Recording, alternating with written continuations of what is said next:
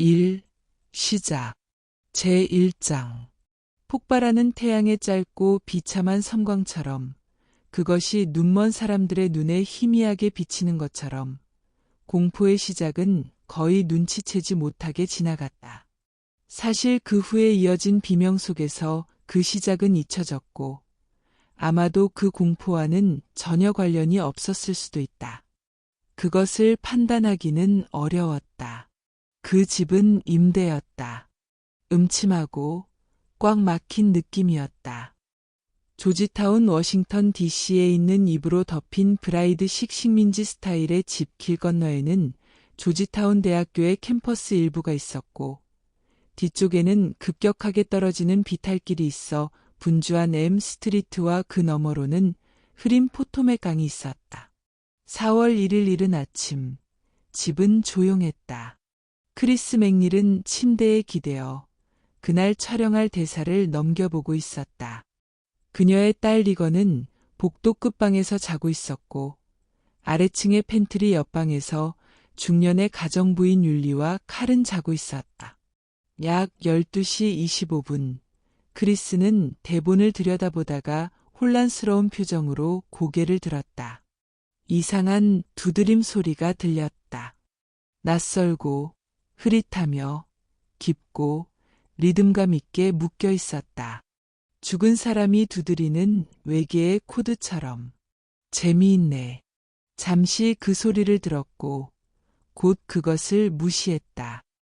그러나 두드림이 계속되자 집중할 수 없었다. 그녀는 대본을 침대 위에 내던졌다. 젠장, 그거 나를 괴롭혀. 그녀는 일어나서 소리의 원인을 조사하기 위해 나갔다. 복도에서 나가서 주변을 살폈다. 소리는 리건의 방에서 나는 것 같았다. 뭐 하고 있지? 그녀는 복도를 따라 조용히 걸었고, 두드림 소리는 갑자기 더 크게, 더 빠르게 들리기 시작했다. 문을 밀고 방에 들어서자 소리는 갑자기 멈췄다. 이게 도대체 뭐지? 예쁜 11살 딸은 큰 동그란 눈을 가진 팬더 인형, 부키와 꼭 끌어안고 자고 있었다. 여러 해 동안 압박을 당한 채 점차 색이 바래고 따뜻하고 축축한 입맞춤을 받았던 인형. 크리스는 부드럽게 딸의 침대 옆에 다가가 속삭였다. 리건, 깨어있니? 정상적인 호흡. 무겁고 깊었다. 크리스는 방 안을 둘러보았다. 복도에서 나오는 희미한 빛이 리건의 그림과 조각품들, 더 많은 인형들에 산산이 흩어졌다. 괜찮아, 리건. 늙은 엄마는 이제 끝났어. 말해봐. 만우절. 그런데 크리스는 그것이 리건답지 않다는 것을 알았다. 그 아이는 수줍고 매우 내성적인 성격이었다. 그렇다면 누가 장난을 친 걸까? 열리는 배관이나 난방 파이프의 소리를 혼자서 정리하고 있는 잠이 든 마음.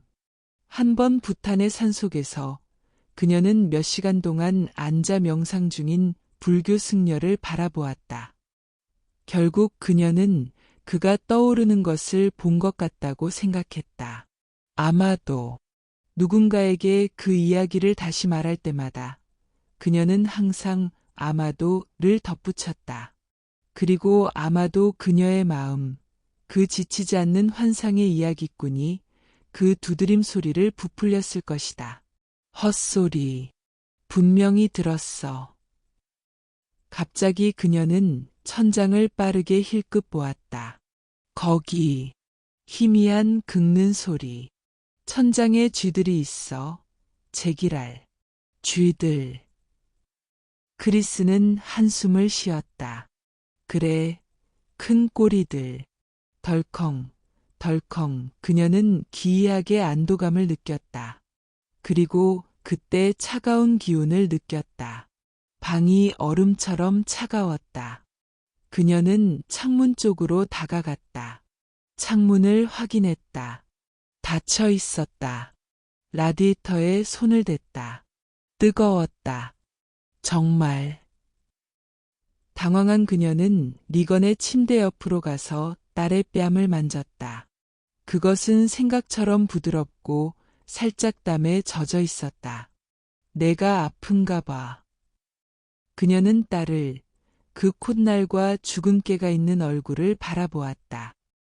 그리고 갑자기 따뜻한 마음으로 침대 위로 몸을 기울여 딸의 뺨에 입을 맞추었다. 정말 사랑해 라고 속삭인 후 자신의 방으로 돌아가 침대에 앉아 대본을 다시 들여다보았다. 잠시 후 크리스는 공부를 계속했다. 그 영화는 에마어 스미스 고즈 투 워싱턴의 뮤지컬 코미디 리메이크였다. 캠퍼스 봉기에 관한 서브 플롯이 추가되었고 크리스는 그 영화에서 주연을 맡고 있었다. 그녀는 심리학 교사를 연기하며 반란자들의 편에 서는 역할을 하고 있었다. 그리고 그것이 싫었다. 그건 바보 같아. 이 장면은 완전 바보 같아. 그녀의 마음은 훈련받지 않았지만 언제나 구호를 진리로 착각하지 않았다. 호기심 많은 청색새처럼 그녀는 몰리를 넘어서서 반짝이는 숨겨진 진리를 찾기 위해 끊임없이 파고들었다. 그래서 반란자의 대의는 그녀에게 바보 같다고 느껴졌다. 그건 말이 되지 않았다. 왜? 이제 그녀는 궁금해졌다. 세대 차이? 그런 소리 하지 마. 난 32이다. 그냥 바보 같을 뿐이야. 그게 진정해. 일주일만 더. 그들은 할리우드에서 내부 촬영을 끝냈다. 남은 건 내일 시작되는 조지타운 대학교 캠퍼스에서의 외부 촬영뿐이었다. 지금은 부활절 방학이었고 학생들은 다 떠나 있었다. 크리스는 졸리기 시작했다. 무거운 눈꺼풀. 그녀는 호기심이 생긴 채 책장을 넘겼다. 그 페이지는 유독 찢어져 있었다. 미소를 지으며 그녀는 이해했다. 그녀의 영국인 감독은 특히 긴장할 때마다 손이 떨리며 가장 가까운 페이지에서 좁은 부분을 찢어낸 뒤 그것을 하나씩 입에 넣어 작은 덩어리로 만들곤 했다. 친애하는 버크. 그녀는 하품을 한 후 대본이 옆면을 다정하게 바라보았다. 페이지는 씹은 자국처럼 보였다. 그녀는 쥐들을 기억했다. 그 작은 녀석들이 리듬감을 갖고 있긴 했지. 아침에 칼에게 쥐더들 놓아달라고 해야겠다. 그녀는 마음속으로 결심했다. 손가락들이 풀리며 대본이 풀려 떨어졌다. 그녀는 대본을 내버렸다. 바보 같아. 정말 바보 같아. 불빛 스위치를 향해 더듬는 손, 거기. 그녀는 한숨을 쉬었다. 잠시 동안 그녀는 움직이지 않았다. 거의 잠든 것처럼. 그리고 나서 게으르게 다리를 뻗으며 이불을 차버렸다. 너무 더워. 이슬이 창문에 부드럽고 조용하게 맺혀 있었다. 크리스는 잠들었다. 그리고 죽음을 꿈꾸었다. 마치 죽음이 아직 한 번도 들려본 적이 없는 것처럼 죽음이라는 것에 대해 뭔가가 울리고 그녀는 숨을 헐떡이며 용해되어 허공으로 미끄러지듯 사라지며 계속 생각했다. 나는 존재하지 않을 거야. 나는 죽을 거야. 나는 존재하지 않을 거야. 라고 반복하며 영원히, 영원히, 오, 아빠, 그들이 하지 못하게 해줘. 제발 내가 아무것도 아닌 존재가 되지 않게 해줘. 녹아내리고 풀어지고 울리는 소리, 그 울림. 전화벨. 그녀는 심장이 뛰며 벌떡 일어나 전화기를 잡고 배에 아무런 무게가 없이 전화기가 울리고 있었다. 그녀는 전화를 받았다. 조감독이었다. 6시에 메이크업. 자기야. 알았어. 기분 어때?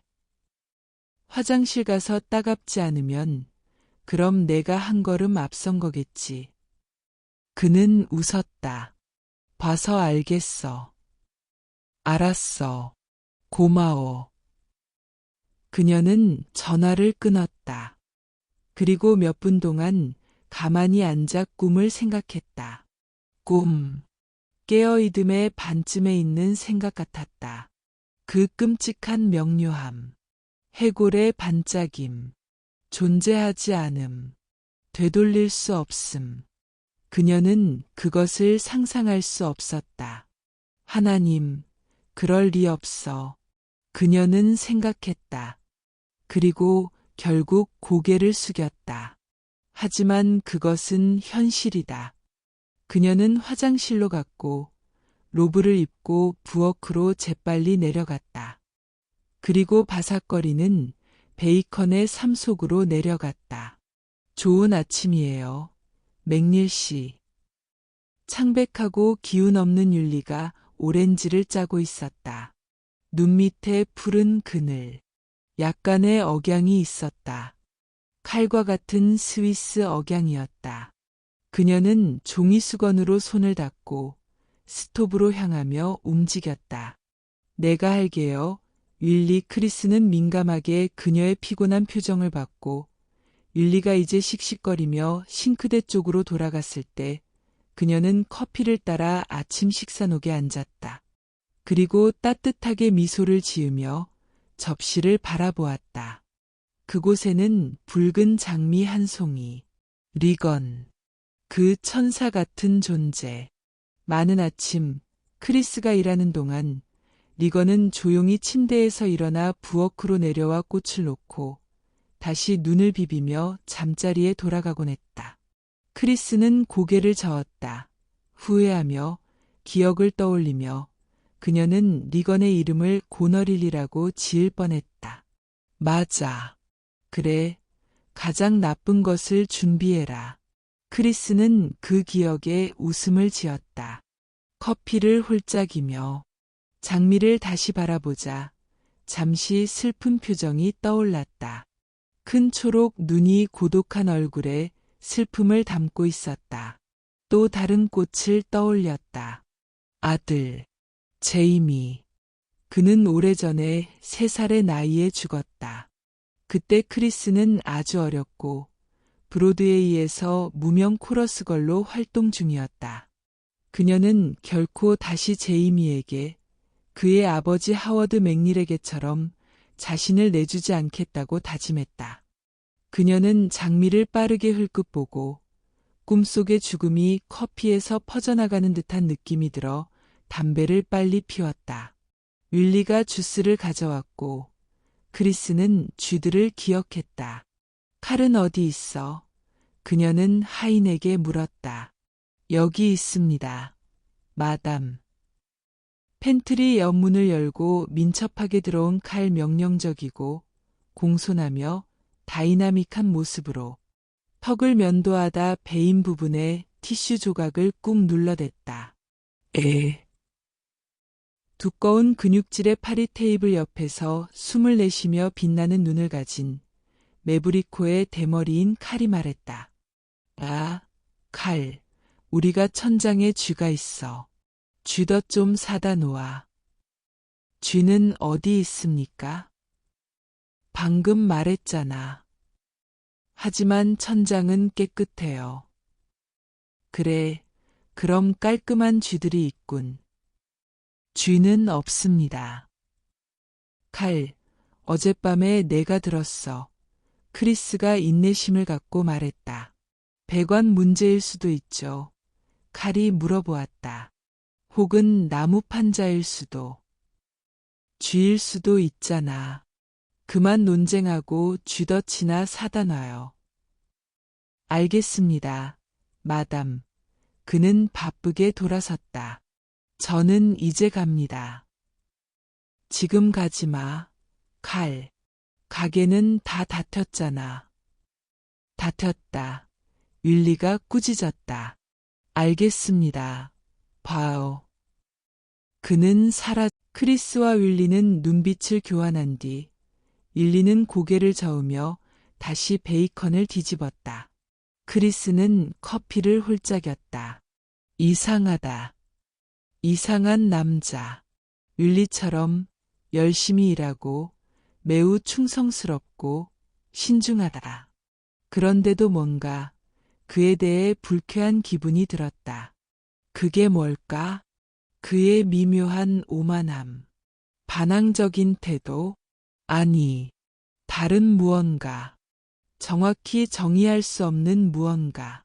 그 부부는 거의 6년 동안 그녀와 함께했지만 칼은 마치 말하는, 숨쉬는, 번역되지 않은 상형 문자처럼 그녀의 심부름을 다니는 사람이었다. 그러나 그 마스크 뒤에서 뭔가가 움직였다. 그녀는 그의 기계가 양심처럼 튕기는 소리를 들을 수 있었다. 그녀는 담배를 끄며 앞문이 삐걱거리며 열리고 다시 닫히는 소리를 들었다. 닫혔다. 윌리가 중얼거렸다. 크리스는 베이컨을 한 입 먹고 다시 방으로 돌아가서 스웨터와 치마를 입었다. 거울을 한번 훑어보며 언제나 헝클어진 짧은 빨간 머리와 깨끗이 씻은 작은 얼굴에 흩어진 주근깨를 무겁게 바라보았다. 그리고는 눈을 교차시키며 어리석게 웃었다. 안녕, 이웃집의 멋진 작은 소녀. 남편에게 말 좀 할 수 있을까요?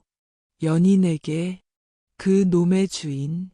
오, 주인이 가난한 집에 있나요? 에이방콜. 그녀는 자신에게 혀를 내밀었다. 그 후, 그녀는 축 처졌다.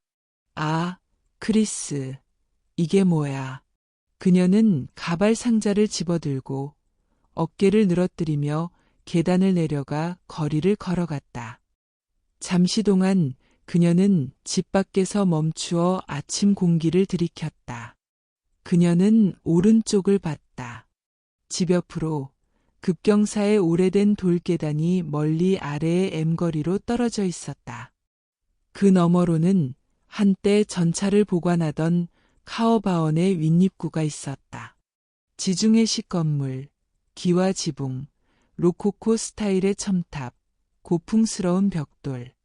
그녀는 그곳을 애틋하게 바라보았다. 재밌네. 재밌는 거리. 젠장. 왜 내가 거기 남아있지 않을까? 그러나 그 집. 살아본다. 어디선가 종소리가 울리기 시작했다. 그녀는 그 소리의 방향을 봤다. 조지타운 캠퍼스의 탑시계. 그 애석한 울림은 강을 가로지르며 메아리 쳤고 떨림을 주며 그녀의 지친 마음 속으로 스며들었다. 그녀는 일터로 향했다. 끔찍한 감염극으로 향했다. 지프로 채운 우스꽝스러운 먼지 모방을 향했다. 그녀는 캠퍼스의 정문을 통해 들어갔고 그녀의 우울함은 조금 가라앉았다. 그리고 이어서 드레싱룸이 캠퍼스 남쪽 경계벽에 따라 줄지어 놓여있는 모습을 보자 기분이 더욱 좋아졌다. 오전 8시 첫 촬영이 시작되자 그녀는 거의 정상으로 돌아왔다. 그녀는 대본에 대해 논쟁을 시작했다. 이봐, 버크, 이 더러운 걸 좀 봐줄래? 오, 대본이 있군요. 참 좋네요. 감독 버크 데닝스는 팽팽하고 요정 같은 모습에 왼쪽 눈은 자꾸 떨리며 장난기 가득한 빛을 내며 그녀의 대본에서 한 줄을 떨리는 손끝으로 자르며 웃었다. 나는 먹을 것 같아요. 그가 낄낄대며 말했다. 그들은 관리 건물 앞에 광장에서 서 있었고 그곳은 배우들, 조명, 기술자들, 엑스트라들, 그립들이 중심에 엉켜있는 곳이었다. 여기저기 몇 명의 구경꾼들이 잔디밭에 흩어져 있었고 그중 대부분은 예수의 교수들이었다. 아이들이 몇 명 있었다. 지루한 카메라맨은 데일리 바라이어티를 집어들었고 데닝스는 그 신문을 입에 물고 웃으며 아침 첫 진의 알코올 냄새를 풍겼다. 네, 대본을 받으셨다니 참 기쁩니다. 그는 50대의 교활하고 연약한 남자로 광범위한 영국식 억양을 구사했다. 그 억양은 너무 깔끔하고 정밀해서 가장 거친 욕설조차도 우아하게 표현되었다. 그가 술을 마시면 항상 웃음이 터지기 직전의 느낌을 주며 계속해서 자신의 태도를 유지하려고 했었다. 자, 그럼 말해봐요. 내 아가씨, 뭐가 문제인가요? 대본에서의 장면은 가상의 대학의 학장이 학생들이 일으킨 시위를 진압하려는 장면이었다. 그때 크리스는 계단을 뛰어 올라가 학장의 확성기를 빼앗고 본관을 가리키며 그냥 부숴버리자 라고 외치는 장면이었다. 그건 말이 안 돼요. 크리스가 말했다. 아니, 너무 간단해요. 데닝스가 거짓말을 하며 말했다. 왜 대체 그 건물을 부숴야 하는 건가요? 버크, 무슨 이유로요? 저를 웃기고 있나요? 아니요, 무슨 이유로라고 묻는 거예요. 왜냐하면 그것이 거기에 있기 때문이에요. 자기야. 대본에서요? 아니, 그 지역에서요. 그럼 안 돼요. 버크, 그건 말이 안 돼요. 그녀는 그런 행동을 하지 않을 거예요. 그럴 거예요. 아니요, 그럴 리 없어요. 작가를 불러올까요? 그는 파리에 있어요. 숨고 있나요? 섹스하고 있겠죠. 그는 그 말을 정확한 발음으로 잘라내며 그의 여우처럼 날카로운 눈빛은 도너처럼 말랑한 얼굴에서 반짝이며 그 단어는 고딕 첨탑으로 쪼그라들었다. 크리스는 그의 어깨에 기댄 채 웃음을 터뜨렸다. 오, 버크, 넌 정말 못 말린다니까. 네, 그는 시저가 그의 왕관을 3번 거부했다고 겸손하게 인정하는 듯 말했다. 자, 그럼 계속 진행할까요? 크리스는 듣지 못했다. 그녀는 근처에 있는 예수회를 바라보며 그가 그 욕설을 들었는지 확인하려 했다. 어두운, 단단한 얼굴, 복서처럼 약간 부서진 듯한 40대쯤 눈에 슬픔이 묻어 있었고 고통이 느껴졌지만 그녀의 눈에 따뜻하고 위로가 되는 미소를 보냈다. 그는 그 말을 들었다. 그는 미소 지으며 시계를 확인한 뒤 떠났다. 자, 그럼 계속 진행할까요? 그녀는 돌아서며 기계적으로 대답했다. 그래, 좋아요. 버크, 해봅시다. 하늘에 감사해야죠. 잠깐만. 오, 좋은 그리스도.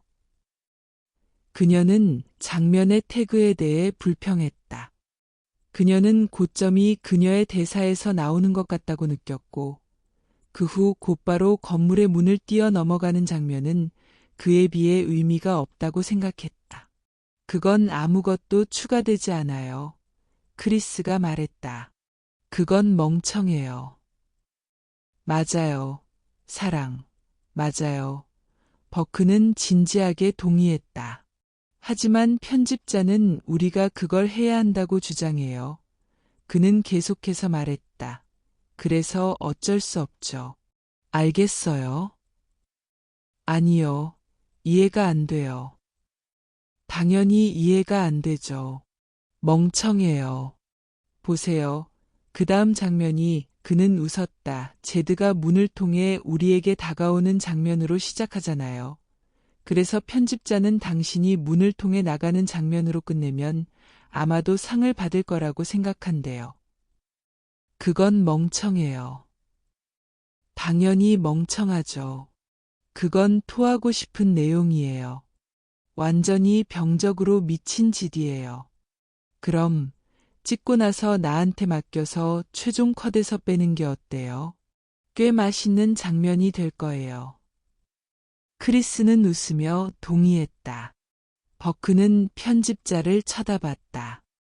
그 편집자는 자주 시간을 낭비하는 논쟁을 벌이는 자아도취적인 인물로 알려져 있었다. 그는 카메라맨과 바쁘게 이야기를 나누고 있었다. 감독은 안도의 한숨을 쉬었다. 조명이 워밍업 되는 동안 계단 아래 잔디밭에서 기다리던 크리스는 버크가 불쌍한 그립에게 욕설을 퍼붓고는 기분 좋게 빛나는 모습을 보며 그를 쳐다봤다. 그는 자신의 특이함을 즐기는 듯 보였다. 하지만 어느 순간 크리스는 알고 있었다. 그는 술을 마시면서 갑자기 성질을 내기 시작할 것이다. 만약 그 일이 새벽 3시나 4시에 일어난다면 그는 아마도 권력자들에게 전화를 걸어 사소한 자극에 대해 비셔스하게 욕을 퍼부을 것이다. 크리스는 스튜디오의 한 사장이 데닝스의 셔츠 소매가 살짝 해져 있다는 점을 스크리닝 중에 부드럽게 언급했을 때 데닝스가 그를 새벽 3시에 깨워 이 멍청한 놈이라며 그의 아버지는 아마 미쳤을 거야 라고 말하며 가혹하게 욕설을 퍼부은 기억을 떠올렸다. 그리고 그 다음 날 그는 기억상실증처럼 행동하며 자신이 한 일을 설명하는 사람들에게 미소를 지으며 기분 좋게 방어했다. 그가 필요하다면 그는 기억할 수 있었다. 크리스는 그가 술에 취해 사무실을 파괴한 그 밤을 생각했다. 그가 술에 취해 파괴한 스튜디오의 사무실을 보고 나서 항목별 청구서와 파손된 사진을 본 후 데닝스는 그것들을 명백한 가짜라며 그 피해는 훨씬 더 심각했어요. 라고 하며 무시했다. 크리스는 데닝스가 알코올 중독자나 문제 있는 음주자는 아니라고 생각했다. 오히려 그는 그저 그가 기대되는 대로 술을 마시는 사람이었고 전설에 부합하려고 살아가고 있었다. 아, 이거도 일종의 불사의 삶이라 생각해야겠지. 그녀는 생각했다. 그녀는 돌아서서 미소를 지으며 그 전에 미소를 지었던 예수애를 찾아보았다. 그는 멀리서 걷고 있었고 고개를 숙인 채 우울해 보였으며 빛을 찾는 구름처럼 보였다. 그녀는 신부들을 좋아하지 않았다. 너무 확신에 차 있고 너무 안심한 것처럼 보였다. 그런데 이 신부는 준비됐나요? 크리스? 버크가 물었다. 응, 준비됐어요. 좋아요. 절대 조용히, 보조감독이 말했다. 촬영 시작. 버크가 명령했다. 스피드. 이제 액션. 크리스는 계단을 뛰어 올라갔다. 엑스트라들이 환호했고 버크는 그녀를 바라보며 무엇을 생각하고 있는지 궁금해했다. 그녀는 너무 쉽게 논쟁을 포기했다. 그는 대본 코치를 향해 중요한 눈빛을 보내며 대본 코치는 그에게 다가와서 그가 기꺼이 대본을 펼쳐서 재단에서 제사를 준비하는 늙은 재단 사제처럼 대본을 내밀었다. 그들은 간헐적인 햇살 속에서 작업했다. 오후 4시쯤 구름이 두터운 하늘로 몰려오면서 보조감독은 일정을 종료했다. 크리스는 집으로 걸어갔다. 그녀는 피곤했다. 36번가와 5번가의 모퉁이에서 그녀는 상점 문 앞에서 그녀를 부른 나이든 이탈리안 식료품 점원이 부탁한 대로 사인 한 장을 건넸다. 그녀는 종이 봉투에 이름과 따뜻한 축복을 썼다. 길을 건너기 기다리며 그녀는 거리 건너편에 있는 가톨릭 교회를 바라보았다. 성모 무엇이? 예수의 신부들이 사는 곳. 존 F. 케네디가 그곳에서 제키와 결혼했다고 들었다. 그곳에서 예배를 드렸다고도 했다.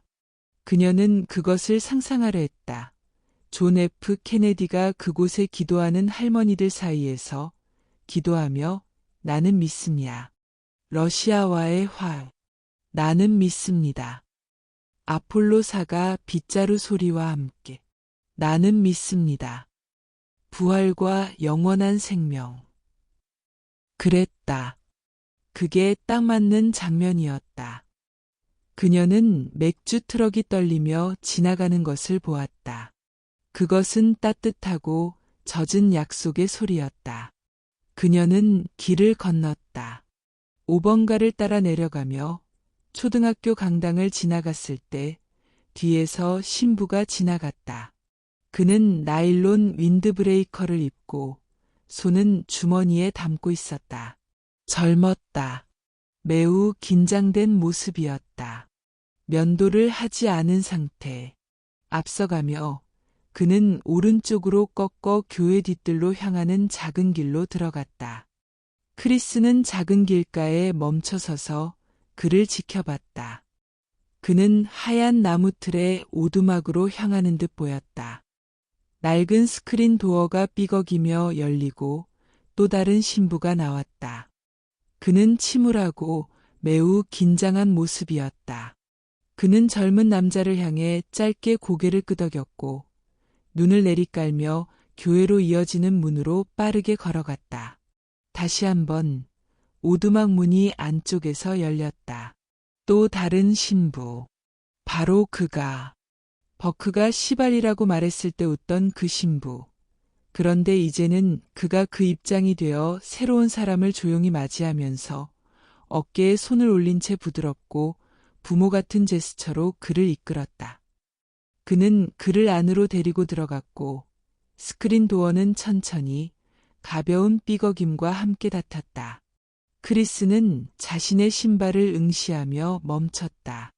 그녀는 혼란스러웠다. 뭐지, 이건?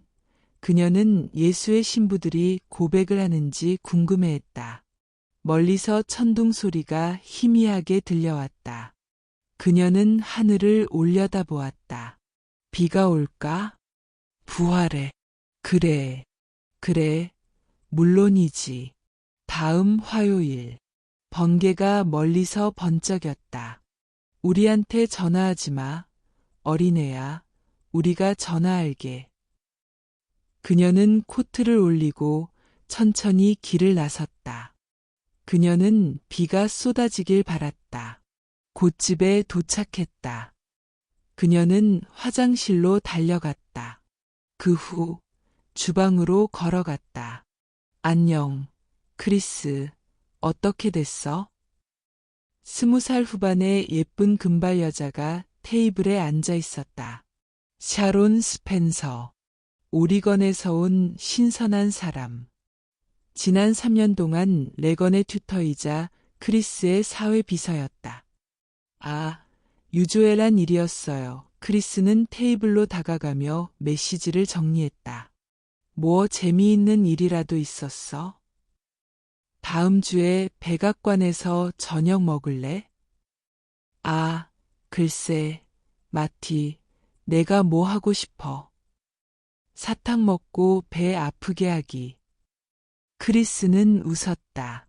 그럼 레건은 어디 있어? 아래층 놀이방에 있어요.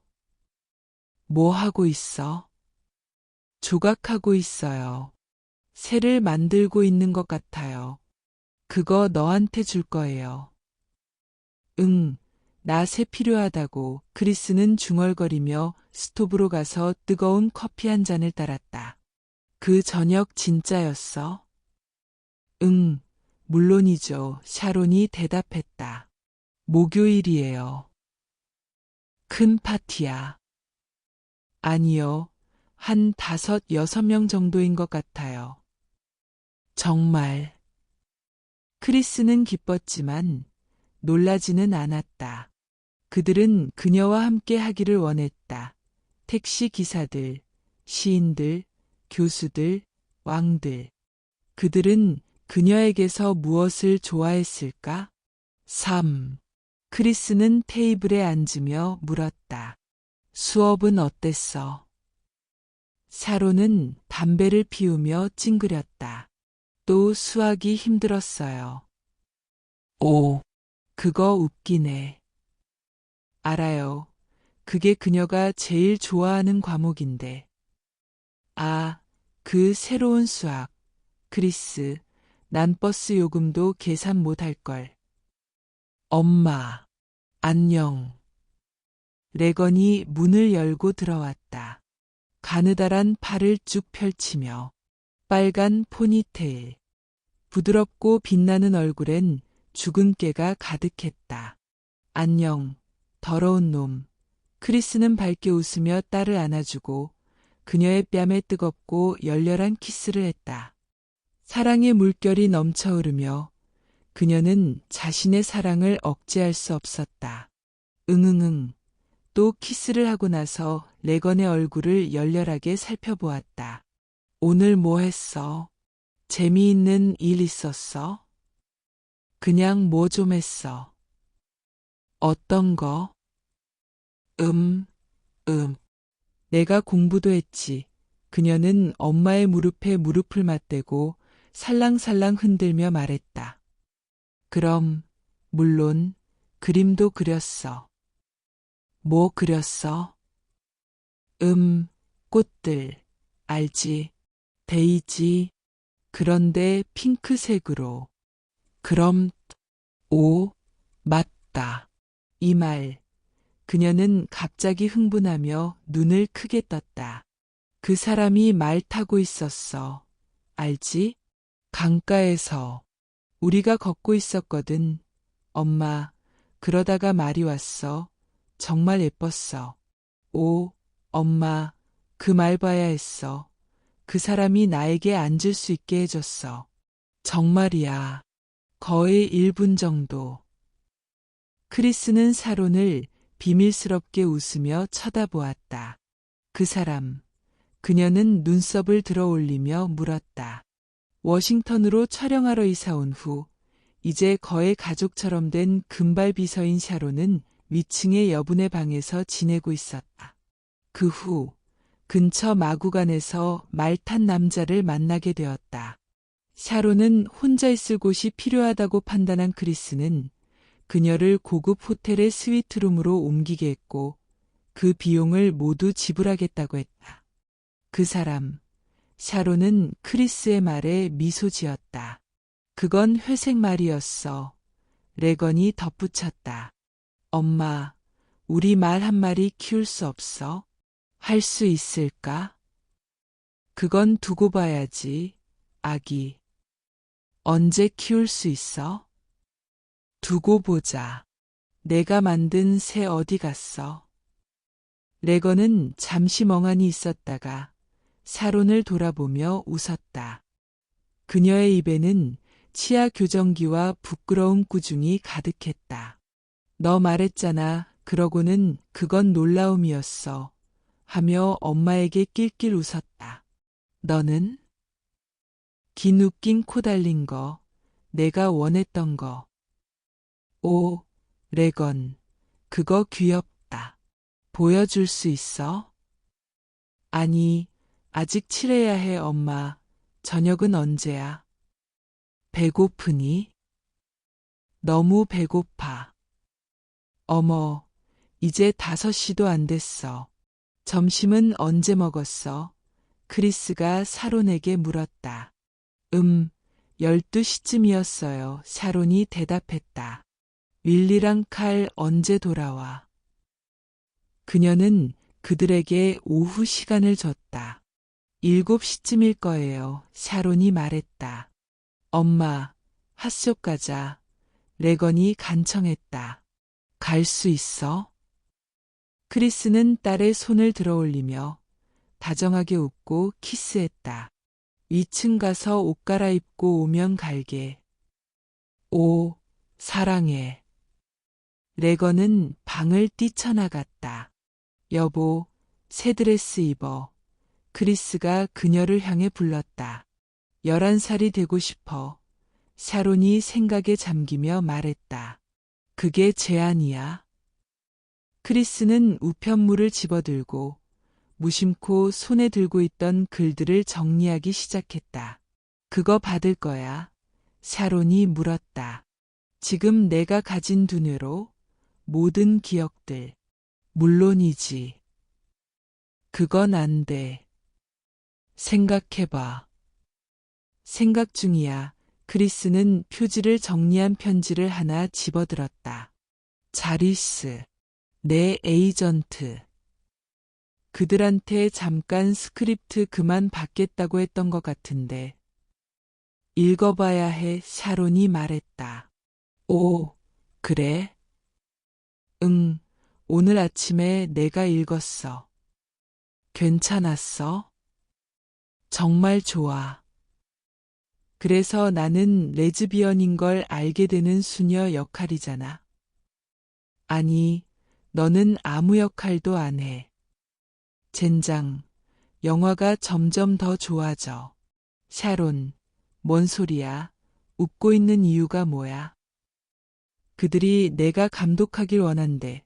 샤론이 담배 연기와 함께 교묘하게 내쉬며 말했다. 뭐?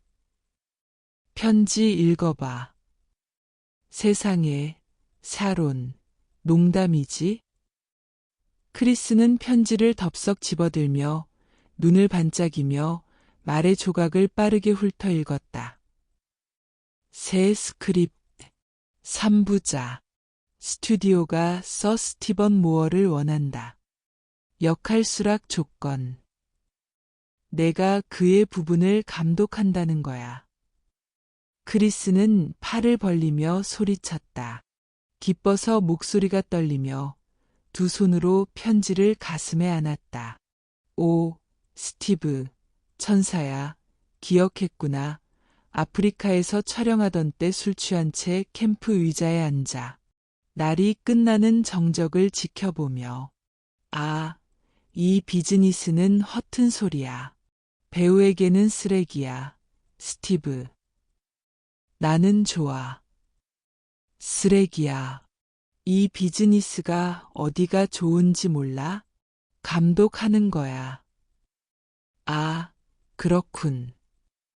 그럼 내가 뭔가를 한 거야. 그건 내 거야. 내 말은 살아있는 뭔가. 그럼 해봐. 시도했어. 그들은 사지 않겠다고 했지. 에? 이봐. 알잖아. 그들은 내가 할 수 있을 거라고 생각하지 않거든. 따뜻한 기억, 따뜻한 미소. 사랑하는 스티브. 엄마, 드레스 못 찾겠어. 레건이 계단에서 부르며 말했다. 옷장에 있어. 크리스가 대답했다. 봤는데.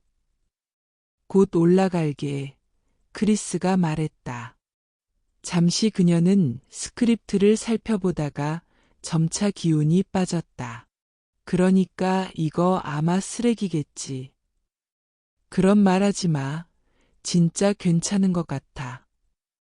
오, 너는 사이코의 웃음 트랙이 필요했다고 생각했잖아. 샤론은 웃었다. 엄마. 곡갈게. 크리스는 천천히 일어났다. 데이트 있어. 샤론? 응. 크리스는 우편물을 가리켰다. 그런가, 이건 아침에 다 처리하자. 샤론은 일어났다. 아, 잠깐만. 크리스가 무엇인가 기억하며 덧붙였다. 오늘 밤 보내야 할 편지가 있어. 알았어. 비서는 받아 적을 노트패드를 집어들었다. 엄마. 불안한 목소리. 조금만 기다려. 크리스는 샤론에게 말했다. 그녀는 주방을 나가려다. 샤론이 시계를 보며 말했다. 어머, 크리스, 나 명상할 시간인데. 크리스는 그녀를 바라보며 무언의 불만을 표시했다. 지난 6개월 동안 그녀는 샤론이 갑자기 평온을 추구하는 사람으로 변해가는 것을 지켜봤다. 그것은 라에서 자가 최면을 시작으로 그 후에는 불교적인 찬송으로 이어졌다. 샤론이 위층방에 있었을 때 집은 향수 냄새로 가득 차 있었고 남 묘랭게큐, 봐, 크리스, 그냥 계속 그걸 외워. 그렇게 하면 내가 원하는 거 다 얻어. 라는 생기 없는 소리가 예기치 않은 시간에 울려 퍼졌다. 보통 크리스가 대본을 공부하고 있을 때였다. TV 켜도 돼. 샤론이 한 번은 자비롭게 말했었다. 상관없어. 나는 소음 속에서도 찬송할 수 있어. 전혀 신경 쓰이지 않아. 이제는 초월 명상이었다. 정말 그게 너한테 도움이 될 거라고 생각해. 샤론, 크리스가 감정 없이 물었다. 마음의 평화를 줘요. 샤론이 대답했다. 그래. 크리스가 건조하게 말했다. 그녀는 몸을 돌려 잘 자라고 말하며 떠났다. 편지에 대해서는 아무 말도 하지 않았고 주방을 나서며 남 묘랭게 큐라고 중얼거렸다. 15분에서 20분 정도 계속해봐. 샤론이 말했다. 너한테는 효과가 있을 수도 있어. 크리스는 멈춰서 조용히 생각한 후 결국 포기하고 위층으로 올라갔다. 레건의 방에 들어가자마자 옷장을 향해 걸어갔다. 레건은 방 한가운데서 천장을 바라보며 서 있었다. 무슨 일이야? 크리스가 물으며 드레스를 찾았다. 그 드레스는 연한 파란색면 드레스였다. 지난주에 샀고 옷장에 걸어 두었음을 기억했다. 이상한 소리. 레건이 대답했다. 알아. 우리 친구들이야. 레건은 크리스를 바라봤다. 응. 다람쥐야. 아기. 다락방에 다람쥐가 있어. 레건은 쥐를 무서워하고 심지어 생쥐도 무서워했다. 드레스를 찾는 데는 실패했다. 봐, 엄마, 여기 있어. 그래, 알았어. 아마 윌리가 청소하면서 갖고 갔나 봐. 없어. 응, 그럼 네이비색 드레스 입어. 예쁘잖아. 그들은 핫숍에 갔다. 크리스는 샐러드를 먹었고 레건은 수프, 롤 4개, 프라이드 치킨, 초콜릿 쉐이크, 블루베리 파이 반 조각과 커피 아이스크림을 먹었다. 크리스는 그녀가 그것을 어디에 다 넣는지 궁금해했다. 팔목에라도 넣나? 그 아이는 희망처럼 날씬했다. 크리스는 커피 위에서 담배를 피우며 오른쪽 창문을 통해 밖을 봤다. 강은 어두워지고 흐름이 없었다.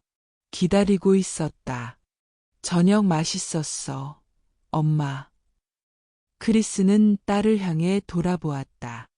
그리고 자주 그런 일이 일어나듯 레건의 얼굴에서 하워드의 모습이 보일 때마다 숨이 막히고 그리움이 밀려왔다. 빛의 각도 때문이었다. 그녀는 레건의 접시를 내려다보았다. 파이 안 먹을 거야? 크리스가 물었다. 레건은 고개를 숙였다. 사탕 먹었어. 크리스는 담배를 끄고 웃었다. 가자. 그들은 7시 전에 돌아왔다. 윌리와 칼은 이미 돌아왔다. 레건은 엄마를 위해 조각을 끝내려고 베이스먼트 놀이방으로 달려갔다. 크리스는 주방으로 향해 에이전트에게서 받은 스크립트를 집어들었다. 윌리는 커피를 끓이고 있었다. 거칠고 열린 냄비였다.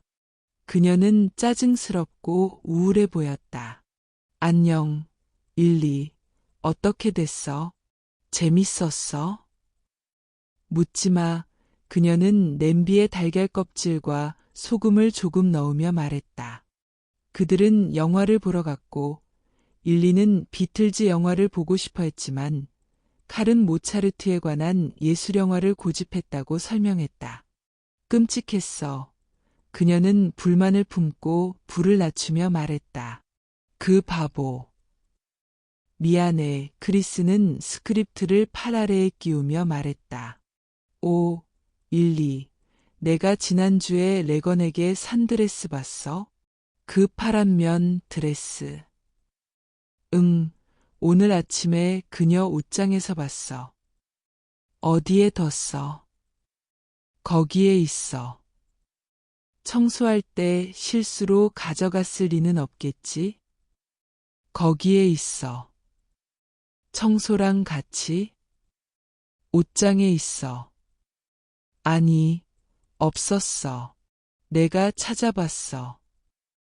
윌리는 말하려던 순간 입술을 꽉 다물고 커피를 째려보았다. 칼이 들어왔다. 안녕하세요, 마님. 그는 싱크대에서 물 한 잔을 찾았다. 그 덧들 놓았어. 크리스가 물었다. 쥐는 없었어. 그 덧 놓았어. 물론 놓았지. 근데 다락방은 깨끗해. 영화 어땠어? 칼. 재미있었어. 그의 등은 그의 얼굴처럼 고요하고 단호한 표정이었다. 크리스는 주방을 떠나면서 비틀즈의 유명한 노래를 흥얼거렸다. 하지만 그녀는 다시 돌아섰다. 한 번만 더 물어볼게. 그 덕 구하는데 어려움 없었어. 칼. 없었어. 아무 문제 없었어. 아침 6시에. 24시간 마켓이야. 제기랄. 크리스는 긴 목욕을 즐기며 왜 자신의 방 옷장에서 로브를 찾으러 갔을 때 레건의 사라진 드레스를 발견했는지 모르겠다고 생각했다. 드레스는 옷장 바닥에 구겨져 있었다. 크리스는 그것을 집어들었다. 여기서 뭐 하고 있어? 태그는 여전히 붙어 있었다. 잠시 생각이 떠올랐다. 그날 드레스를 샀을 때 그녀는 자신을 위한 2~3가지 물건도 샀었다. 아마도 그것들을 함께 두었나 보다. 크리스는 드레스를 레건의 방으로 가져가서 거리에 걸어 놓았다. 그녀는 레건의 옷장을 스쳐보았다. 좋다. 좋은 옷들. 그래, 레건, 여기에 봐. 아빠에게 편지도 못 받고, 여기 말고. 옷장에서 돌아서던 중, 크리스는 서랍장 다리 끝을 발가락으로 가격했다. 아, 제기랄, 아프다. 발을 들어 올려 발톱을 마사지하던 중, 서랍장이 약 3피트 정도 위치가 어긋난 것을 발견했다. 아, 그래서 부딪혔구나. 윌리가 청소기 돌린 거겠지. 그녀는 에이전트의 스크립트를 가지고 서재로 내려갔다. 거대한 이중거실의 큰 베이 창문과 전망과 달리 서재는 속삭이는 밀도를 지닌 느낌이었다. 부유한 삼촌들 사이의 비밀처럼. 벽돌로 된 벽난로, 참나무 패널링, 한때 다리였을 법한 나무로 엮인 기둥들. 방에서 현재의 시간에 대한 몇 가지 힌트는 추가된 바, 몇 개의 밝은 쿠션들, 그리고 크리스가 소유한 표범 가죽 러그였고, 그것은 불 옆에 놓인 소나무 바닥에 펼쳐져 있었다. 크리스는 그곳에서 머리와 어깨를 폭신한 소파 앞에 기대며 늘어져 있었다. 그녀는 에이전트에게서 온 편지를 다시 한번 들여다보았다. 믿음, 희망, 자비, 3개의 구분된 부분으로 각각 다른 캐스트와 감독이 있었다. 그녀의 것은 희망이었다. 그녀는 그 아이디어가 마음에 들었다. 그리고 제목도 마음에 들었다. 아마도 지루할 것이라고 생각했지만 세련됐다. 아마 미덕을 주제로 한 록, 음악 같은 제목으로 바뀔지도 모르겠다고 생각했다. 그때 초인종이 울렸다. 버크 데닝스였다. 외로운 남자로 그는 자주 들렀다. 크리스는 씁쓸하게 미소 지으며 고개를 저었다. 그는 칼을 싫어하는 듯 보였고 계속해서 칼을 괴롭히고 있었다. 그래, 안녕. 술 한잔 어디 있어? 그는 짜증을 내며 방에 들어와 발을 향해 갔다. 주름진 비옷 주머니에 손을 넣은 채로 눈을 돌린 채였다. 그는 바의자에 앉았다. 짜증이 나 보였다. 눈빛이 민망해 보였다. 약간 실망한 듯했다. 또 술 마시러 나갔어. 크리스가 물었다. 뭐라고? 그가 코를 킁킁거리며 대답했다. 그 이상한 표정. 그녀는 그가 취한 모습은 이전에도 봤다고 말했다. 그들이 함께 영화 작업을 하던 중 그는 그날 밤 제네바 호수를 내려다보는 고즈넉한 호텔에서 잠을 못 이루고 있던 때였다. 5시에 크리스는 잠자리에서 튕겨나와 커피나 사람을 찾으러 로비로 나가기로 결심했다. 복도에서 엘리베이터를 기다리던 중 창을 통해 그녀는 감독이 코트를 깊숙이 입고 호숫가를 걷고 있는 모습을 보았다. 그가 호텔로 들어갈 때쯤 그녀는 로비에 도착했다. 아무도 안 보였잖아.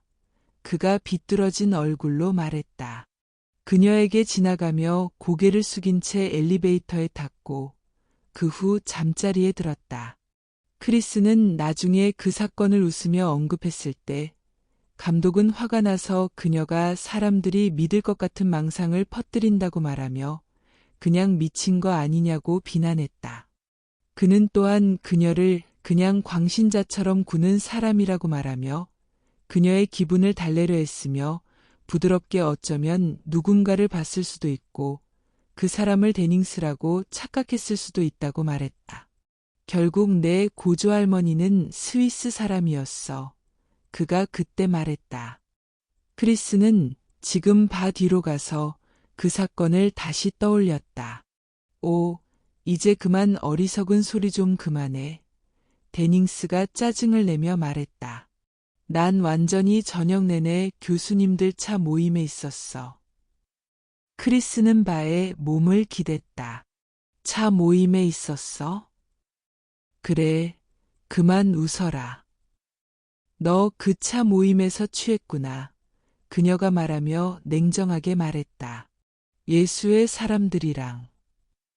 아니, 예수의 사람들은 술 안 마셨어. 그 사람들이 술 안 마셔?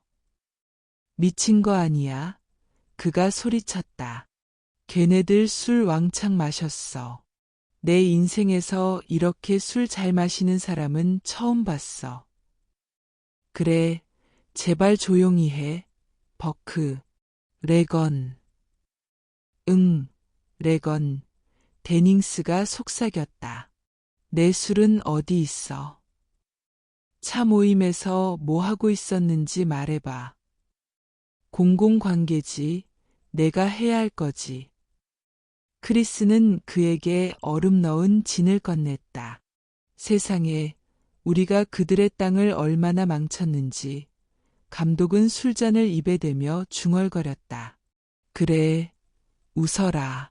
내가 할 수 있는 건 웃고 엉덩이 좀 보여주는 것뿐이잖아.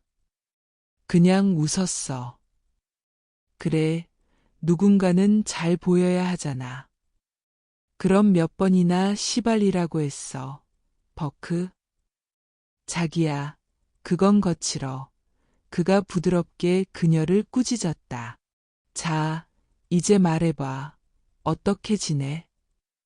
그녀는 우울하게 어깨를 으쓱했다. 우울해? 말해봐. 모르겠어. 그럼 내 삼촌한테 말해. 젠장, 나도 한 잔 마셔야겠다. 그녀가 유리잔을 집어들며 말했다. 그래, 속에 좋다니까. 자, 그럼, 뭐? 그녀는 천천히 보드카를 붓기 시작했다. 죽음에 대해 생각해 본 적 있어? 뭐라고? 죽음. 그녀가 끊어 말했다. 그거 생각해 본 적 있어. 버크. 그게 무슨 뜻인지? 정말로 그게 무슨 뜻인지? 약간 예민해진 그는 대답했다. 모르겠어. 아니, 난 생각 안 해. 전혀 생각 안 해. 그냥 살지. 그걸 왜 들먹였어? 그녀는 어깨를 으쓱했다. 모르겠어. 그녀는 부드럽게 대답했다. 그녀는 유리잔에 얼음을 던지며 생각에 잠겼다. 응, 나도 그런 적 있어. 그녀는 말을 고쳤다. 그냥 오늘 아침에 생각났어. 꿈처럼, 깨는 것처럼. 모르겠어. 그냥 그게 뭐냐. 그. 마치 그걸 처음 듣는 것처럼 그녀는 고개를 저었다. 오, 예수님, 그거 진짜 날 놀라게 했어. 지구에서 떨어지는 느낌이었어. 시속 100만 마일로. 아, 헛소리야. 죽음은 위로야. 데닝스가 코웃음 쳤다. 나한텐 그렇지 않아, 찰리. 그래도 자식들을 통해 살아가는 거잖아. 어휴, 그만 좀 해. 내 자식들은 내가 아니야. 그건 다행이네. 하나만으로도 충분하거든. 진지하게 생각해봐. 버크. 영원히 존재하지 않는다는 게, 그건. 제발 그만 좀 해. 다음 주 교수진 티타임에서 엉덩이나 까봐. 그러면 아마 그 신부들이 위로를 줄지도 모르잖아. 그는 잔을 탁 내려놓으며 말했다. 한 잔 더 하자. 그런데 신부들도 술 마시는 줄은 몰랐어. 정말 멍청하네. 그의 눈빛이 싸늘해졌다. 그는 이제 되돌릴 수 없는 지점에 다다른 걸까? 크리스는 그의 신경을 건드린 건 아닌지 궁금해졌다. 신부들도 고해성사를 하나요? 그녀가 물었다. 내가 어떻게 알아? 그가 갑자기 고함쳤다. 아니, 당신 신학교에서 공부하지 않았. 술은 어딨어? 커피 마실래요? 말도 안 되는 소리 하지 마. 술을 원한다고. 커피 좀 마셔봐요.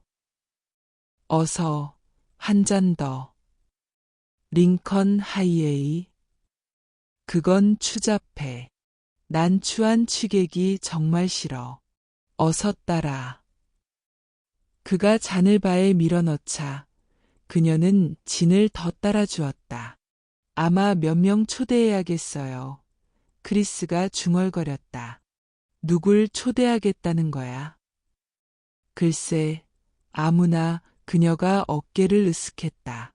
큰 손들, 신부들 말이야. 그놈들은 절대 떠나지 않을 거야. 그놈의 약탈자들 같으니라고. 그가 목소리를 낮게 깔며 진을 단숨에 마셨다. 크리스는 그가 폭발하기 시작했다고 생각하며 재빨리 화제를 바꿨다.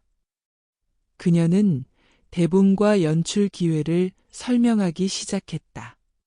좋네. 데닝스가 중얼거렸다. 겁나. 아, 헛소리. 내 아기야. 연출에서 어려운 건 그게 어려운 것처럼 보이게 만드는 거야. 나도 처음엔 아무것도 몰랐어. 하지만 여기 내가 있잖아. 애들 장난이지. 버크, 솔직히 말하자면 기회는 얻었는데 내가 할머니도 길 건너게 할 수 있을지 자신이 없어. 그 모든 기술적인 거 말이야. 걱정 말고 편집자, 촬영 감독, 스크립트 걸한테 맡겨. 자기야. 좋은 사람들 데려오면 다 알아서 해줄 거야. 중요한 건 배우들을 다루는 거야. 그건 내가 정말 잘할 거야. 움직임이나 대사를 알려줄 뿐만 아니라 직접 보여줄 수도 있을 거라고. 폴 뉴먼과 레이첼만 기억하고 그렇게 겁먹지 마. 그녀는 여전히 의심스러운 표정을 지었다. 그래도 기술적인 건 말이야. 그녀가 걱정했다. 술에 취했건 맨정신이건 데닝스는 업계 최고의 감독이었다. 그녀는 그의 조언이 필요했다. 예를 들어, 그가 말했다. 그 후 거의 1시간 동안 그녀는 세부 사항에 대해 질문을 퍼부었다. 자기야, 진짜 필요한 건 뛰어난 편집자야. 감독이 깔깔 웃으며 결론을 내렸다. 문을 잘 아는 사람 말이지. 그는 다시 매력적이고 기분 좋은 모습으로 돌아왔고 폭발할 위기는 지나간 듯했다. 실례합니다. 부인, 뭔가 필요하십니까? 칼이 서재 문가에서 정중하게 서 있었다. 아, 헬로, 소른달크, 데닝스가 킥킥댔다. 아니면 하일리히였나? 기억이 잘 안 나네. 칼입니다. 맞아, 칼이지. 망할, 까먹었네. 그런데 칼, 전에 게슈타포에서 홍보 업무를 했다고 했던가? 아니면 지역사회 업무였나? 둘의 차이는 있는 것 같더라고. 칼은 정중하게 대답했다. 그 둘 다 아닙니다. 선생님. 저는 스위스 사람입니다. 아, 그렇지. 감독이 껄껄 웃었다. 그리고 괴벨스랑 볼링도 안 쳤겠지? 칼은 개의치 않고 크리스에게 돌아섰다. 그리고 루돌프 헤스랑 비행도 안 했겠지. 부인, 무엇을 원하십니까? 글쎄요. 버크, 커피 마실래요? 됐어.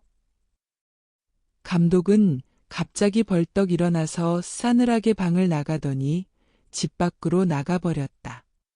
크리스는 고개를 저으며 칼에게 말했다. 전화기 뽑아버려. 네, 부인. 또 뭐 필요하십니까? 상카 커피 좀. 레그스는 어디 있어? 놀이방에 있습니다. 부르러 갈까요? 그래, 잘 시간이야. 아, 아니, 잠깐만. 칼 됐어. 내가 가서 새를 봐야겠다. 그냥 상카 커피만 가져다 줘. 네, 부인. 그리고 버크 때문에 또 미안해. 신경 쓰지 않습니다. 알아. 그래서 그게 그를 더 짜증나게 해. 크리스는 집 현관으로 걸어가 지하실 계단의 문을 열고 아래로 내려가기 시작했다. 안녕, 꼬맹이. 거기서 뭐 하고 있어? 새랑 놀고 있니? 응, 맞아. 와서 봐. 내려와 봐. 다 끝났어. 놀이방은 판넬로 꾸며져 있고 밝게 장식되어 있었다. 이젤, 그림들, 턴테이블, 게임용 테이블, 그리고 조각 테이블도 있었다. 이전 세입자의 10대 아들을 위한 파티에서 남은 빨강과 흰색 장식천이 걸려 있었다. 아, 멋지다. 크리스가 감탄하며 딸이 조각을 건네자 말했다. 조각은 아직 완전히 마르지 않았고 약간 걱정새처럼 보였다. 온통 주황색으로 칠해져 있었고 부리는 초록색과 흰색 줄무늬였다. 머리에는 깃털이 붙어 있었다. 마음에 들어? 리건이 물었다. 그럼 마음에 들어. 정말 멋져. 이름은 지었어? 아니. 어떤 게 좋을까? 모르겠어. 리건이 어깨를 으쓱했다. 한번 생각해보자. 크리스는 손가락을 위로 두드렸다. 모르겠네. 멍청새 어때? 그냥 멍청새. 리건은 입을 손으로 가리고 교정기를 감추며 킥킥댔다. 고개를 끄덕였다. 멍청새로 확정. 여기서 말리게 두고 나중에 내 방에 둘게. 크리스가 새를 내려놓다가 테이블 위에 놓인 위자보드를 발견했다. 거에 잊고 있었다. 크리스는 자신만큼이나 다른 사람들에게도 호기심이 많아 처음엔 자신의 무의식을 들여다보기 위해 이 보드를 사들였었다. 하지만 효과는 없었다. 샤론과 몇 번, 그리고 데닝스와 한 번 사용했는데 데닝스는 능숙하게 플라스틱 플랜세트를 움직이며 모든 메시지를 외설적으로 만들었고 나중에는 이 빌어먹을 영혼들 때문이야 라고 핑계를 댔다. 위자 보드로 놀고 있니? 응. 사용할 줄 알아? 그럼, 알지. 내가 보여줄게. 리건이 보드 쪽으로 움직이며 말했다. 근데 둘이서 해야 하지 않니? 꼬맹이? 아니야, 엄마. 나 혼자서도 자주 해. 크리스는 의자를 당겨 앉으며 말했다. 그럼 우리 같이 하자. 알겠지? 잠시 망설임. 그럼, 알겠어. 리건은 손가락 끝을 흰색 플랜세트에 올렸다. 크리스가 손을 올리려 하자 플랜세트가 갑자기 아니요 라고 표시된 곳으로 재빠르게 움직였다. 크리스는 장난스러운 미소를 지었다. 엄마, 내가 혼자 하고 싶다는 거니? 같이 하고 싶지 않니? 아니, 하고 싶어. 캡틴 하우디가 아니라고 한 거야. 캡틴 누구? 캡틴 하우디. 애야, 캡틴 하우디가 누구니? 내가 질문하면 답해주는 사람이야. 그래?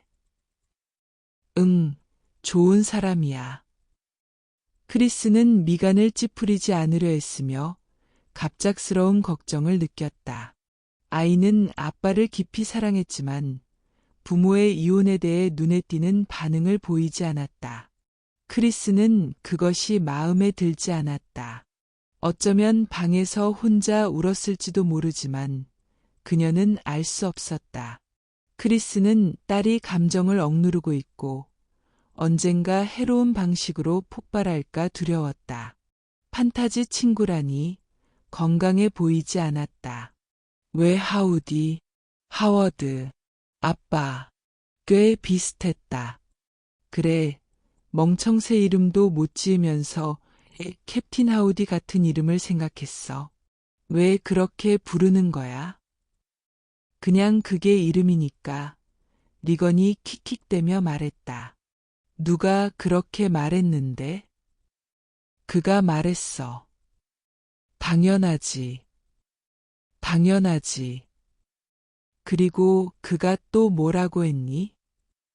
그냥 이것저것. 어떤 것들. 리건이 어깨를 으쓱했다. 그냥 이것저것. 예를 들면, 내가 보여줄게. 내가 질문할게. 그래, 해봐. 리건은 플랜세트에 손가락을 올리고 눈을 집중하며 보드를 응시했다. 캡틴 하우디, 우리 엄마 예쁘지 않아? 1초, 5초, 10초, 20초. 캡틴 하우디. 더 많은 시간이 흘렀다. 크리스는 딸이 플랜세트를 얘라고 표시된 곳으로 움직일 줄 알았다. 아, 정말 뭐야. 무의식적인 적대감. 말도 안 돼. 캡틴 하우디. 그건 정말 외에 없는 행동이야. 리건이 나무랐다. 얘야, 아마 그가 자고 있는 걸지도 몰라. 그럴까? 내 생각엔 내가 자야 할 것 같아. 벌써? 가자, 꼬맹이. 자러 올라가자. 크리스가 일어섰다. 그는 바보야. 리건이 중얼거리며 엄마를 따라 계단을 올라갔다. 크리스는 리건을 침대에 눕히고 옆에 앉았다. 애야, 일요일엔 일 없잖아. 뭐 하고 싶어? 뭐? 워싱턴에 처음 왔을 때 크리스는 리건을 위해 친구를 만들어주려고 노력했다. 결국 12살짜리 소녀 주디 한 명을 찾았다. 하지만 주디의 가족은 부활절 때문에 집을 비운 상태였고 크리스는 리건이 외로울까 걱정되었다. 글쎄, 잘 모르겠네. 크리스가 대답했다. 뭐라도 해볼래? 구경 갈래? 벚꽃은 어때? 맞다. 이번에 일찍 폈다던데.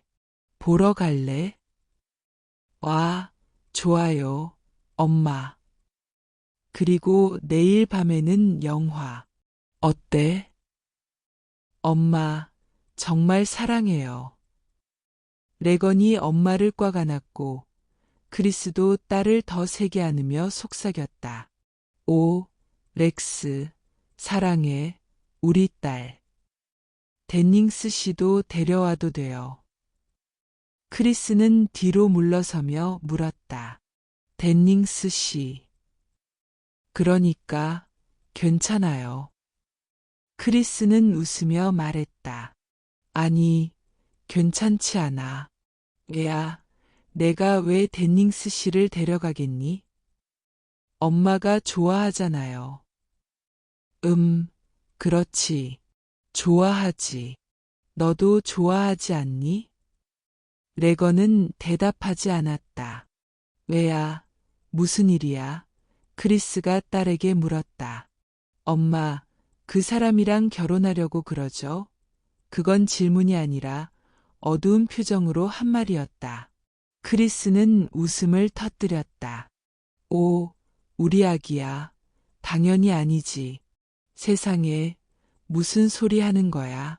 데닝스 씨. 그런 생각은 어디서 났어? 근데 엄마가 좋아하잖아요. 피자도 좋아하지만 피자랑 결혼하진 않아. 얘야, 그냥 친구야. 조금 이상한 늙은 친구일 뿐이야. 아빠처럼 좋아하진 않죠? 난 내 아빠를 사랑해. 왜야? 항상 사랑할 거야. 데닝스 씨는 외로워서 자주 오는 거야. 그게 다야. 그냥 친구야. 근데 들었어요. 뭘 들었는데? 누구한테? 레건의 눈에는 망설임이 스쳤다. 그러다 어깨를 으쓱하며 말했다. 몰라요. 그냥 그렇게 생각했어요. 그건 말도 안 되는 소리야. 잊어버려. 알겠어요. 이제 자라. 책 읽어도 돼요? 아직 졸리지 않아요. 물론이지. 새 책 읽어. 졸릴 때까지. 고마워요. 엄마. 잘 자. 왜야? 잘 자요. 크리스는 문가에서 딸에게 손키스를 보내고 문을 닫았다. 계단을 내려가며 생각했다. 아이들. 그런 생각을 어디서 하는 거야? 혹시 레건이 데닝스를 자신이 이혼 신청한 것과 연결 지었나? 그건 말도 안 돼. 레건은 단지 엄마가 이혼 서류를 제출했다는 것만 알고 있었다. 하지만 하워드가 원했던 일이었다. 긴 별거. 스타의 남편이라는 이유로 자존감이 깎여나감. 그는 다른 사람을 찾았다. 레건은 그걸 몰랐다. 아, 이런 아마추어 심리 분석 그만하고 딸에게 더 많은 시간을 써야겠어. 공부방으로 돌아와 대본을 읽던 크리스는 중간쯤 읽다가 레건이 다가오는 걸 보았다. 왜 그러니? 왜야? 엄마, 이상한 소리가 들려요. 내 방에서 뭔가 두드리는 소리 같아요. 잠을 못 자겠어요. 이것들은 대체 어디 갔지? 얘야, 엄마 방에서 자. 내가 무슨 소리인지 보고 올게. 크리스는 딸을 침대에 눕혔다. 잘 때까지 TV 봐도 돼요? 내 책은 어디 있어? 못 찾겠어요. TV 봐도 돼요? 그래, 좋아. 크리스는 방에 있는 TV 채널을 틀어주었다. 소리 적당하니?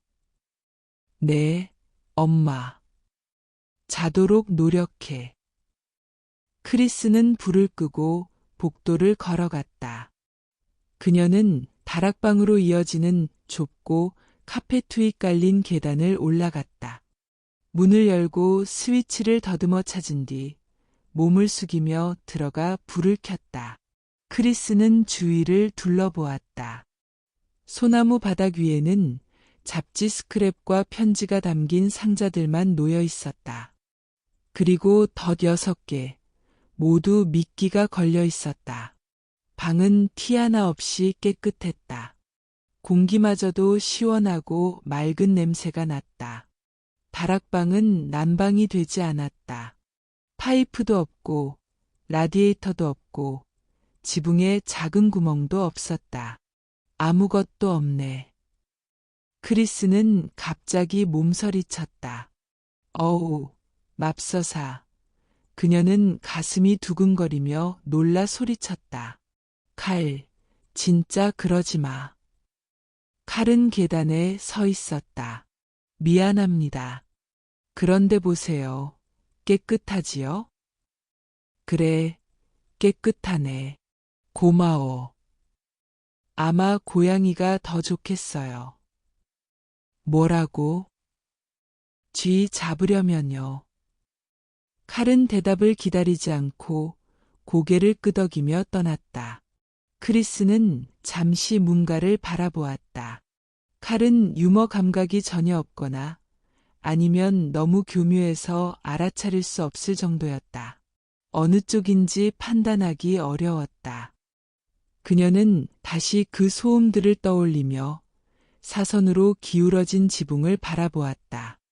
거리에는 다양한 나무들이 그늘을 들이우고 있었고 그중 하나는 덩굴과 얽힌 커다란 느릅나무였다.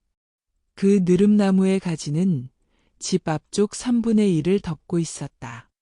혹시 다람쥐 때문일까? 아마 그럴 것이다. 아니면 나뭇가지일 수도. 그렇다. 바람이 강하게 불었던 밤들이었으니 아마 고양이가 더 좋겠어요. 크리스는 다시 문가를 힐끔 보았다. 약간 뻔뻔한가? 그녀는 갑자기 웃음을 터뜨리며 장난기 어린 표정을 지었다. 그녀는 아래층으로 내려가 레건의 방에서 무언가를 가져와 다락방에 가져다 놓았다. 그러고는 자신의 방으로 돌아가 텔레비전을 끄고 잠자리에 들었다. 밤새 집은 조용했다. 아침 식사를 하던 크리스는 어젯밤 더디 다치는 소리를 들은 것 같다고 칼에게 가볍게 말했다. 가서 한번 확인해 볼래요? 크리스는 커피를 홀짝이며 신문을 읽는 척하며 제안했다. 칼은 아무 말 없이 위층으로 올라갔다. 크리스는 칼이 큰 봉제줄을 들고 2층 복도를 지나가는 것을 보았다. 더대 코가 꽉 끼인 채로 발견된 것이었다. 자신의 방으로 향하던 크리스는 쥐를 힐끔 쳐다보았다. 누군가 장난쳤네요. 칼은 중얼거리며 그녀를 지나갔다. 그는 봉제 동물을 레건의 방으로 가져갔다. 요즘 별일이 다 생기네. 크리스는 고개를 저으며 방으로 들어갔다. 그녀는 가운을 벗고 일을 준비했다. 그래, 고양이가 나을지도. 확실히. 그녀가 웃을 때면 얼굴 전체가 구겨지는 듯했다. 그날 촬영은 순조롭게 진행되었다. 오전 늦게 사론이 촬영장을 방문했고 장면들 사이 쉬는 시간에 크리스와 함께 휴대용 대기실에서 업무를 처리했다. 에이전트에게 보낼 편지, 시나리오는 생각해보겠다는 내용, 백악관에 보낼 확인 메시지, 레건의 생일에 전화를 하라는 하워드에게 보내는 정보, 1년간 휴가를 내도 되는지 알아보는 비즈니스 매니저에게의 전화, 4월 23일에 열릴 저녁 파티 계획 등이었다. 저녁 일찍, 크리스는 레건을 영화 보러 데리고 나갔다. 다음 날은 크리스의 제규어 XK를 타고 관광지들을 돌아다녔다. 링컨 기념관, 국회의 사당, 벚꽃 호수, 그리고 알링턴 묘지와 무명 용사의 묘로. 레건은 갑자기 진지해졌고 존 F. 케네디의 묘 앞에서는 멍하니 슬퍼하는 듯했다. 그녀는 영원의 불꽃을 한참 바라보다가 조용히 크리스의 손을 잡았다. 엄마, 왜 사람은 죽어야 해? 그 질문은 그녀의 가슴을 찔렀다. 아, 레건, 너도, 너마저도, 제발, 아니길. 그러나 그녀는 뭐라고 대답해야 할까? 거짓말. 그럴 순 없었다. 딸의 위로 올려다보는 얼굴을 바라보며 크리스는 눈물이 맺히는 것을 느꼈다. 레건이 그녀의 생각을 알아챈 걸까? 그녀는 그렇게 자주, 너무 자주 그랬었다. 사람은 피곤해져서 그렇단다. 크리스는 다정하게 대답했다. 왜 신은 그걸 허락하죠? 크리스는 잠시 말을 잃었다. 혼란스러웠다. 불편했다. 무신론자인 그녀는 레건에게 종교를 가르친 적이 없었다. 그녀는 그게 정직하지 않다고 생각했었다. 누가 너한테 신에 대해 말해줬니? 사론이요. 아, 그녀는 사론과 이야기할 필요가 있다고 생각했다. 엄마, 왜 신은 우리가 피곤해지는 걸 허락하죠? 그 고통과 민감한 눈들을 내려다보며 크리스는 포기했다. 그녀는 자신이 믿는 것을 말할 수 없었다. 시간이 지나면 신도 우리를 그리워해서, 레건. 그는 우리를 다시 데려가고 싶어 해. 레건은 조용히 있었다. 집으로 돌아가는 차 안에서도 그녀는 말을 하지 않았고 그 기분은 그날 하루 종일 그리고 월요일까지 지속되었다. 화요일, 레건의 생일에 그 기분은 깨지는 듯했다. 크리스는 그녀를 촬영 현장에 데려갔고 촬영이 끝난 후 출연진과 스태프는 생일 축하합니다를 부르며 케이크를 가져왔다. 술에 취하지 않으면 항상 친절하고 부드러운 사람이었던 데닝스는 불을 다시 켜고 그녀가 케이크를 자르는 모습을 촬영했다. 그는 이를 화면 테스트라고 부르며 그 후에는 그녀를 스타로 만들겠다고 약속했다. 레건은 꽤 즐거워 보였다. 하지만 저녁을 먹고 선물을 받은 후 분위기는 점차 가라앉았다. 하워드로부터 아무 연락도 없었다. 크리스는 로마에 있는 하워드에게 전화를 걸었고 그의 호텔에 있던 직원은 그가 며칠 동안 호텔에 없었으며 연락할 수 없다고 말했다. 그는 어디선가 요트에 있었다. 크리스는 변명을 했다. 레건은 어머니가 핫숍에 가서 쉐이크를 마시자고 제안했지만 고개를 가로저으며 침묵을 지켰다. 아무 말 없이 그녀는 아래층의 지하 놀이방으로 가서 잠자리에 들 때까지 그곳에 있었다. 다음 날 아침 크리스가 눈을 뜨자 레건이 그녀의 침대에 반쯤 깨어있는 채로 누워 있었다. 이게 너 여기서 뭐 하는 거야? 크리스는 웃으며 말했다. 내 침대가 흔들렸어요. 너 정말 바보네. 크리스는 그녀에게 키스를 하고 이불을 덮어주며 말했다. 자, 잠이나 자, 아직 일찍이야. 그것은 아침처럼 보였지만 끝없는 밤의 시작이었다.